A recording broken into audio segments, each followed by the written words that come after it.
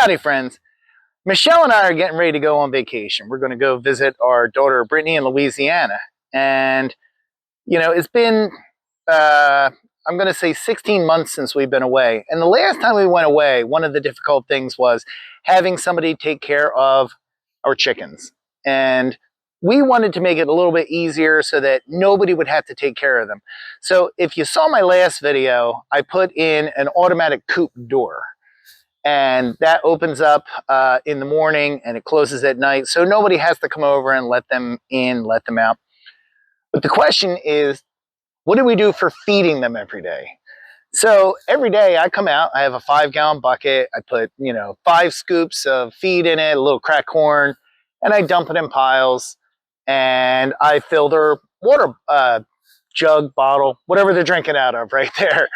So we don't want anybody to have to go through that. So we are going to install an automatic watering system and 2 different kinds of automatic feeding systems. Now, hopefully in theory, with the size that we're using, it should go. We're going to be going 6 days. And my guess is the amount of food and the amount of water that's going to be in it should be enough to go through those 6 days, 5 nights. Now, somebody still has to collect the eggs. I still didn't get the outside nesting boxes up, but that's a story for another day. My father can probably come over and every other day get eggs because we're not freezing, we're not too hot, so eggs can sit for a day or 2 in the coop. It's not going to be a big deal.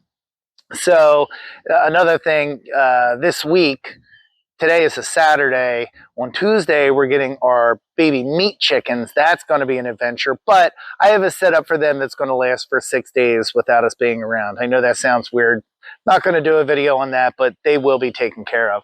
So what I'm going to do is I'm going to start with the watering system, and then I'm going to do my PVC chicken feeders, and then the last one I'm going to do is it's a Rubbermaid container with entrances for them to get their food. So come on along and we're going to get started. The first thing is going to be the water.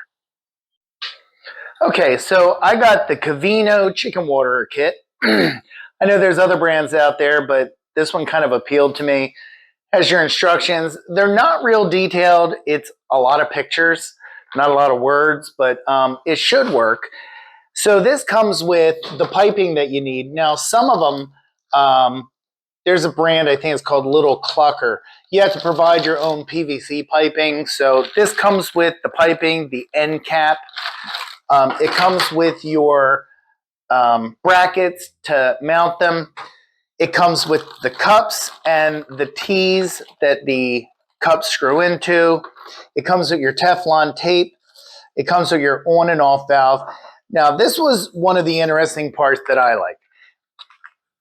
It comes with the bits that you need to cut into your reservoir. So you have a 26 millimeter and a 20 millimeter bit to cut the right size holes. It has the hardware. It does come with PVC glue. I prefer to use this right here, Odie. It has a cleaner and the glue. I'm going to use this. I'm not going to use the glue that comes with it, but it does come with glue if you wish to use it. It comes with the float valve. So this will go in the barrel, and when it raises up, if you have a hose connected to it, it will automatically fill your barrel so it knows when it's empty. It comes with the little pony hose that will go from the bottom outlet to the PVC piping, and that is what is in the kit. All that is included into the kit. I do not know what the little brush is for. I'm trying to figure, is it for a mustache? I don't have a mustache, but I don't know. I'm just trying to figure out what that's for. This I bought on my own. So, you can buy rain barrels that will let rainwater in, but because I have the float, I'm able to hook a hose up to it and just basically fill it up as it needs to. So I have a 32-gallon. This is just from Home Depot recycle container.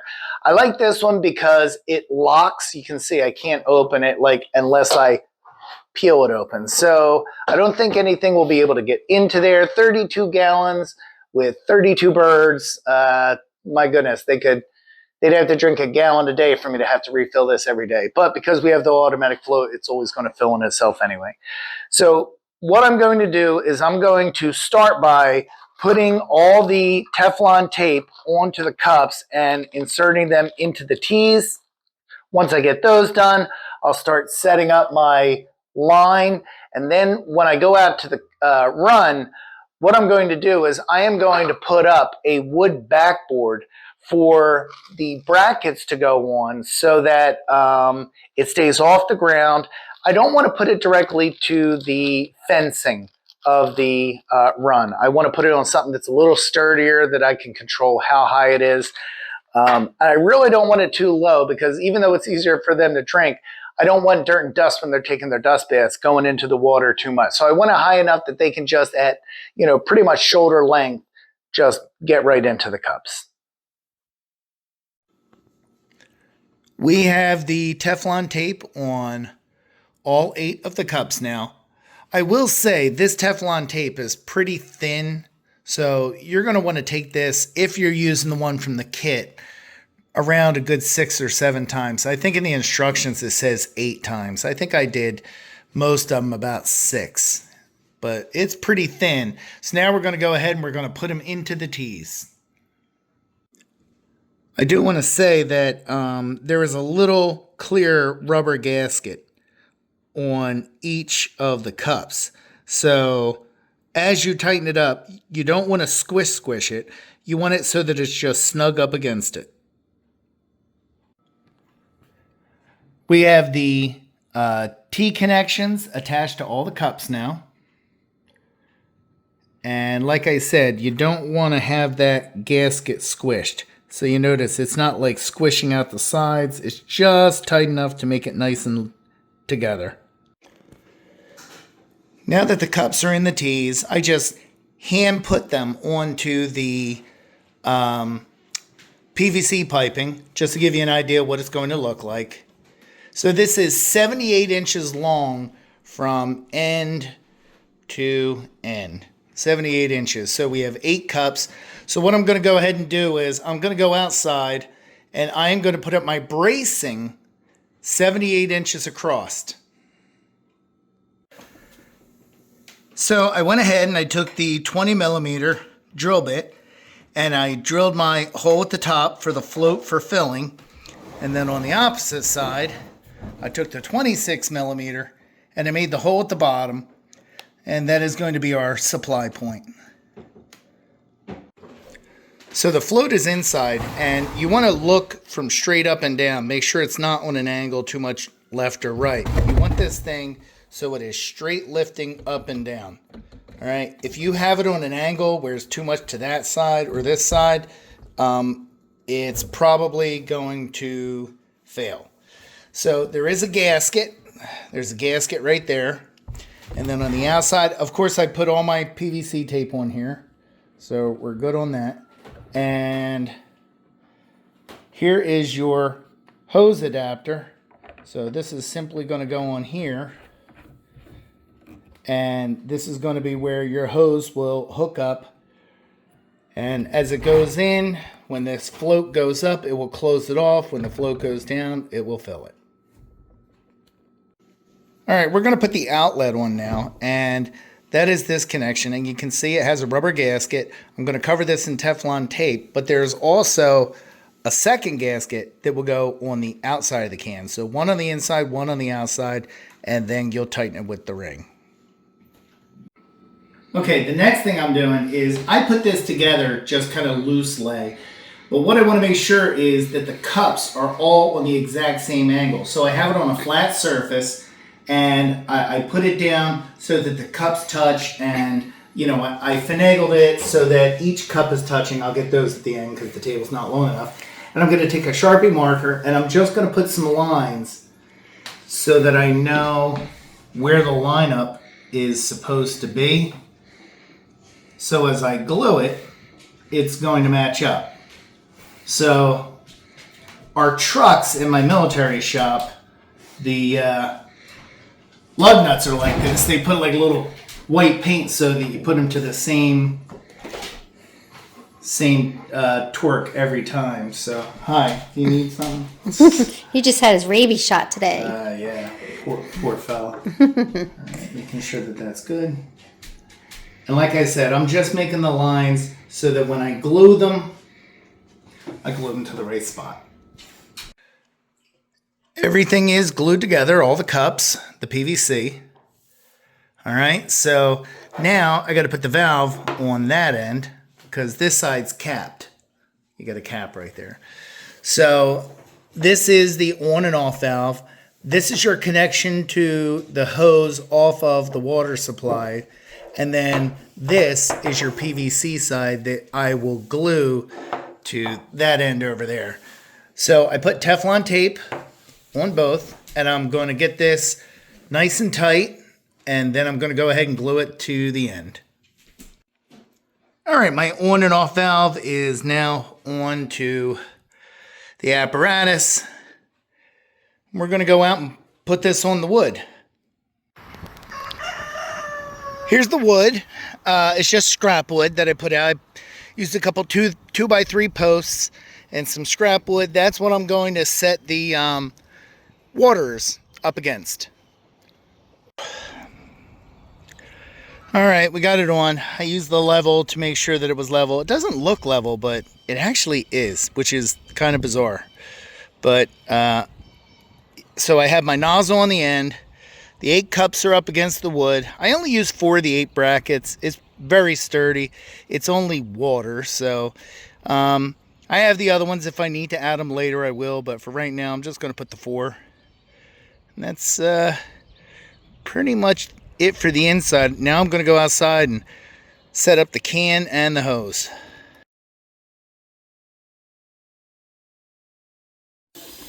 All right, we are all hooked up. And we got the water line hooked up. I have it turned off so the cups aren't filling. And I did hook up my hose. This is how your hose goes on there. And it does have the float. I rinsed out the bucket because when I cut the holes, you know, there's a little plastic shaving. So we're going to go ahead and fill this up. So far so good. I don't see any leaks down there. But so far it's only at the bottom. I'm really happy that this isn't like full blast filling, because the whole theory behind it is, you know, once that float comes up, it stops. So once this barrel's full, this float will stop. So we're going to keep that on going. We're going to fill it up and make sure that the float stops with the water and make sure there's no leaks at the bottom. And then once we're good with that, then I'll go ahead and I will turn on the main valve. All right, so we're going along the line and there are no leaks, thank goodness. So we're going to go ahead and turn on the valve, and hopefully water comes down into the cups. All right, so I have water in the cups. It took a minute. It took a minute because you need to have enough weight of the water. I put it up on blocks so that, you know, because gravity doesn't go up, it goes down. Now you can see the can is still a little bit lower than the system. So in order for that system to fill, the water level has to be above the line. And right now it's just slightly below. I might want to lift that bucket up, but that's a 32 gallon. And because it autofills, I think I'm just going to leave it as is. So what I want to do is take some water out. All right. And yes, it is filling. And once the cup is all the way down, it stops. Wow, I like that. Let me try that again. It's so cool. You got a chicken next to you. All right, so it's empty and the water fills. Dude, oh, hi. Chicky. She's actually a really friendly Sapphire Gem. But yeah, I think we're doing good. That's awesome. All right, we're going to check and see. The water is on and the float is up and it stopped. So it's doing its job. The float came up, the water stopped. I'm gonna close this. And there's no leaks, thank goodness. And the water cups are filled. I haven't seen anybody drink out of one yet, but all right, so that takes care of the water. Now I'm going to start working on the PVC feeder.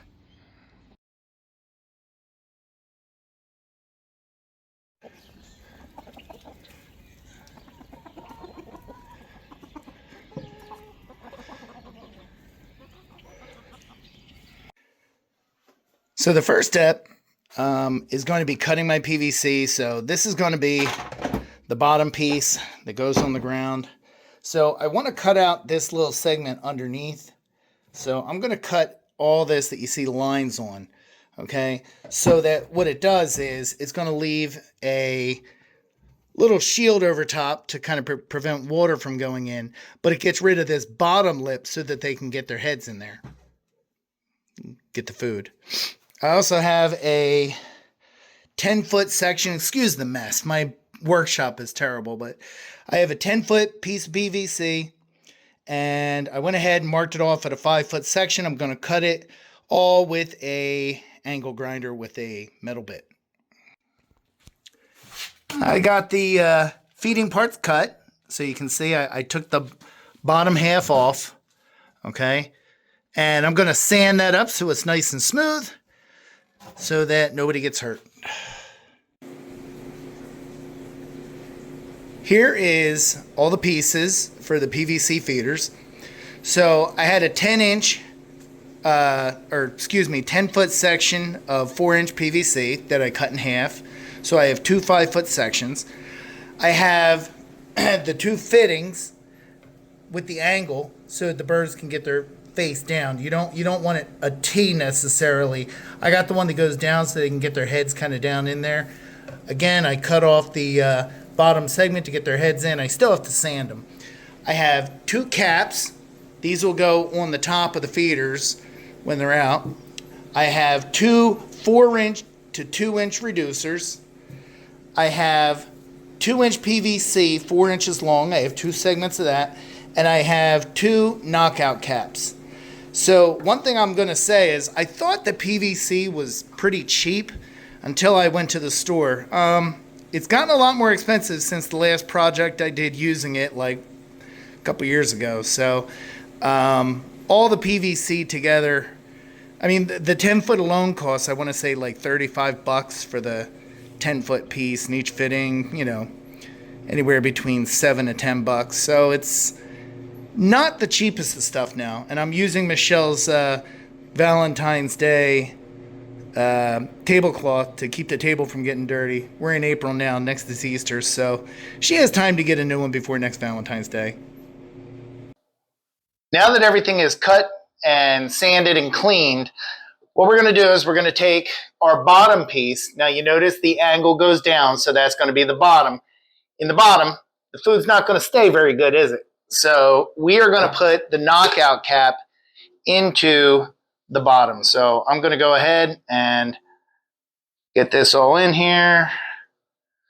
I like the purpley stuff. It's very purpley. Elf reference. Oh, that was from Elf. All right, and I'm just going to pop that in there. All right, and we're going to let that dry. The second part is I'm going to take my reducer and my 4-inch, 2-inch piece, and we're going to get that done too. We're going to put all the purpley in.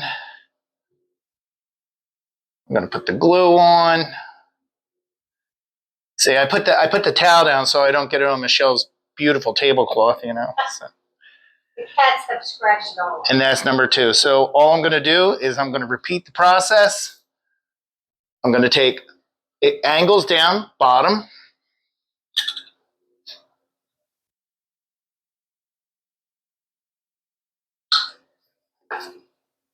And we're going to grab this.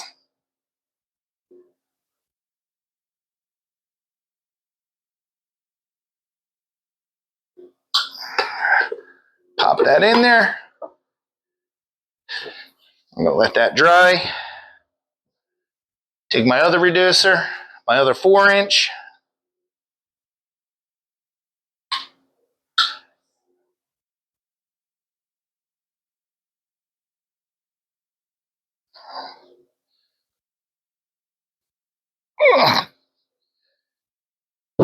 And we're going to let those dry for a few.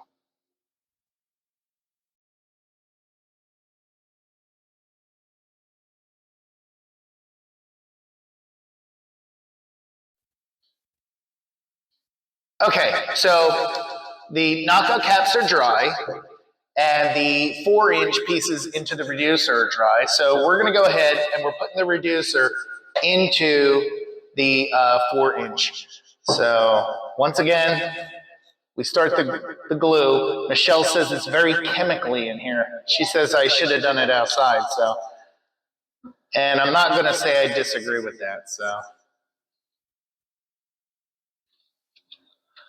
and I got those in. And we're going to put this glue. All right, that's going to go right here. And we're going to put some around the top.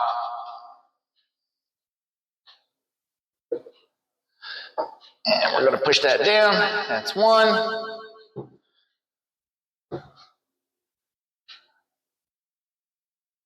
And we're going to do this one, put it all around, a little around here. You can never have too much glue, huh? And that's number 2. So now these are together. And if you look in here, you can see that the 2-inch pipe comes down so that as the feed comes down, it doesn't just fall and come out of here. So we're good. We're going to let this dry, and then we're going to put it into the 5-foot section.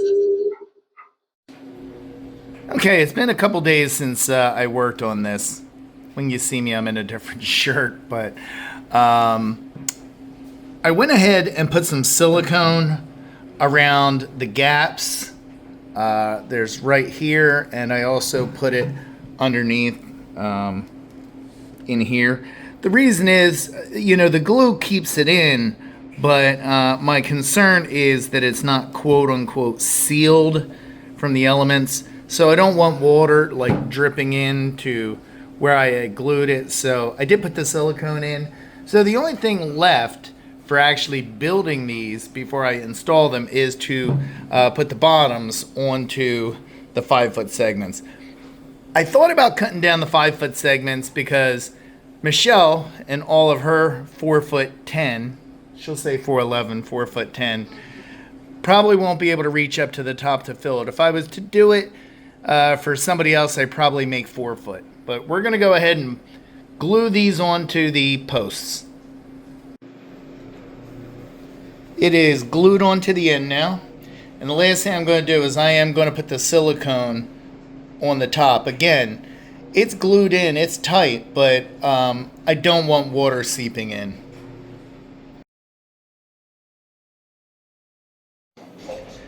Now that we have the PVC done, I'm going to put one more feeder out there. And all I'm doing is I'm using Poultry Pro Feeder. I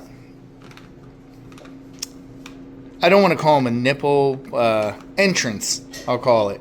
And these are as easy as can be. It comes with the drill bit to make the right size hole in your container. You can put this, you can put in anything. You can put in a Rubbermaid container, a bucket. I mean, you can put in anything you want. And that was kind of what I was looking for, because I had this spare container. You know, it's no big deal. Just how many gallons is this? 30 gallon. It's a 30-gallon container. And I bought 2 packs. They come 3 to a pack. So I'm going to have 3 on one side, 1, 2, 3, and then on the other side, 1, 2, 3. This is just I don't want to call it a backup. Probably more birds will go to this than the other one, but because I only made 2 of the other feeders, with the number of birds I have, I don't want them fighting over, food time. So with the 2 feeders, PVC feeders, and these 6, that gives 8 different spots to eat. So using the drill bit that was included, I cut 3 holes on this side, and I cut 3 holes on this side. Now I went ahead and installed these. You can see they just go inside and screw on. I'm going to show you on the 3 on this side how I got them on. So all you're going to do is take the little retaining ring off of there, and you'll see there is a little gasket, alright, right there. You want that on the outside, and you're just going to put it through the hole, and you're going to kind of push through until it's flat up against it. You want to have the rain guard on the top, and then if you look inside, all I'm going to do is take the ring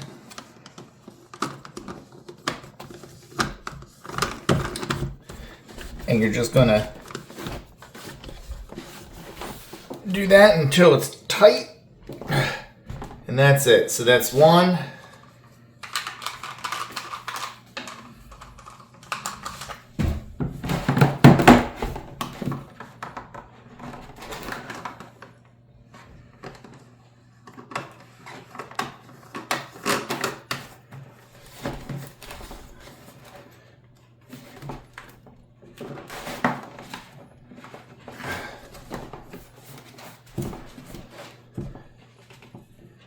2.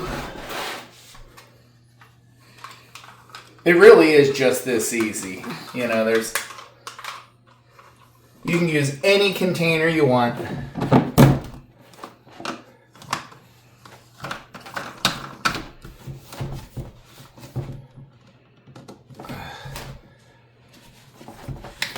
There we go. All right, they're all flush.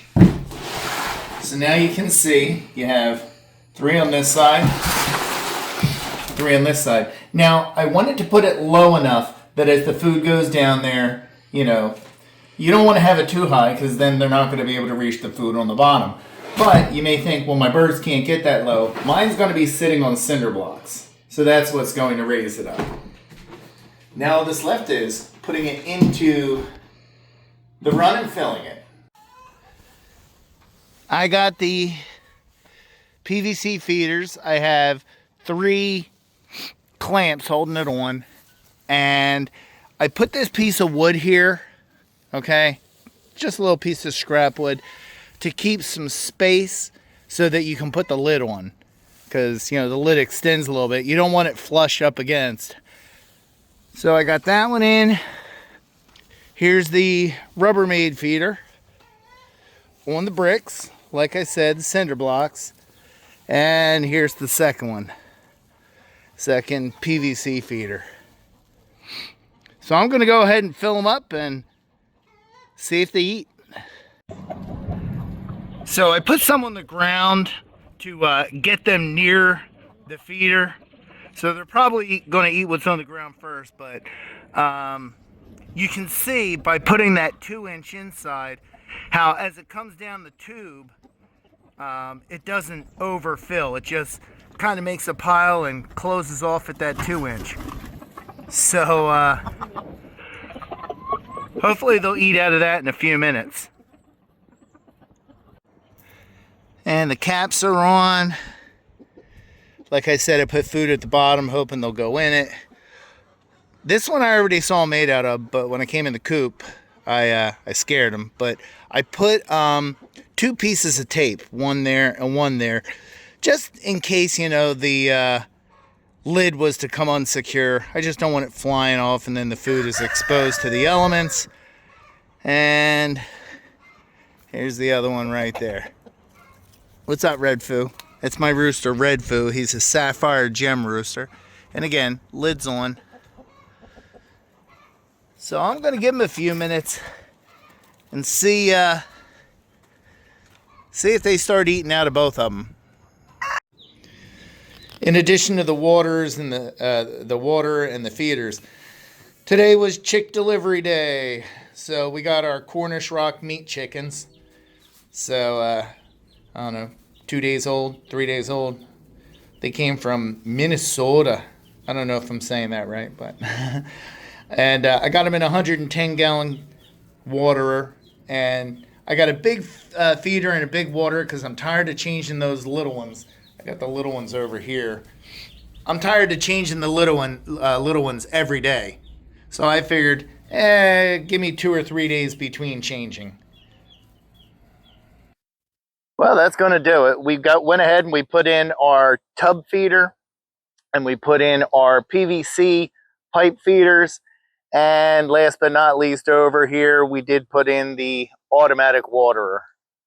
So I don't know. I'm going to say I could probably go 5 to 7 days between filling the food. I was able to fit 2.5 50-pound bags in the big container and 1 50-pound bag in the 2 PVC. So it's 3.5 pounds or 3.5 bags of feed. So that's what, 175 pounds. 175 pounds of feed with 34 birds. And the water is a 32-gallon reservoir that is hooked into an automatic filler with a float. I turned off the water because I wanted to see how long the water would go. And after 3 days, because I started this on Saturday, got caught up on Sunday, Monday, Tuesday, today is Wednesday. So today was the first day I could actually get out here and finish it. But I mean, there's probably only this much out of, the water barrel. So I'm figuring without filling that, I could get a good probably 6 days out of it. But and look, they're eating out of it. You can see somebody's got their head in it. One of the barred rocks was putting her head in. So. Oh, the PVC one. Yeah, somebody was. Yeah, somebody had their head in the PVC, I think. So, but that's going to do it. So, thank you very much for watching. Like, subscribe, thumbs up. Bye.